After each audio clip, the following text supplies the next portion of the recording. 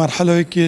تأكدت إنه كم عملك هم بحث كان سر و مواصفات عالمي سر سيستمك عالمي كو وكي ما جو بحث كريم أمنوت في مثلا بقى معملك وكي وفيره هي پیدا كين بل برا بقى هم ده چين سر مستوى شركات عالمي ده أمد قال وشركة رنشتي حتى بقى دو سفرش در و من شخصيت كرت قال وفدك شركة ويتزانو مختصة شركة كو معملك بين منافسة شركات الموازنات عالمي بكتن تأكدت بداية نشي بجازينم وشير المنطقة پیدا كم بس پشتوانی پروژه کاوین خودان کرنا چلا او شیرت بازار دهی از بار کم هم هر دو پیک و رشتکی باش بر همینین تأکید از وگا و جبرک هوا و مزگین دم خودانت آجالا دم جوت یارد مید منطقه آبادینا بیجا که منطقه دو که همی کردستان جی همی بلا پلان هبن بلا دست بکن آجال خود زیاده کن بر هم پلانت خود آرژن که ایروپا و او شیر دهت ورگتن وام شریکاتا و دلوی معمله هتا بر همینون و که من گوتو شیری مجی او نابی کتو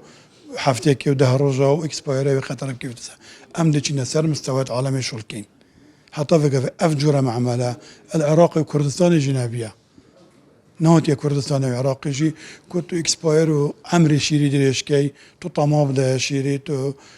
چون که شیر هر او بیت تو برهم بینی البازار ده اکید اف شیر صرف نابی بس که تو به پاسته کوگه بکی تو به پاسته پنریا کردستان پنریا عراق همیه پنریا در ولاتی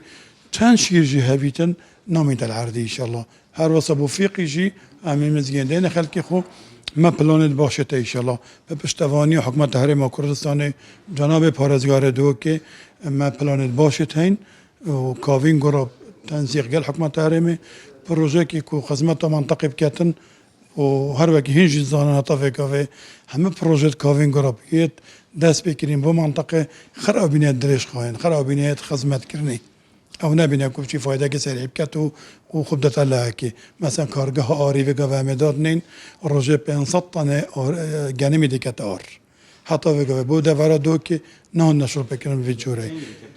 یعنی انو که نسبت کن یعنی 52,000 تن ما سویلوید بودانین یعنی معمله که روزه 500 تنه گنمی بکت آر و 52,000 تن سویلو بید اکید او وجود یاره دوره دیگه فایده که باش دیکت هر واسه پروژه خودان کرنا چلا دست بکای 1500 بی بس وگا و امی آوایا بو 3000 چلا چید کن کارگاه شیری مثلا دیو مستوى چند وقت که دی درش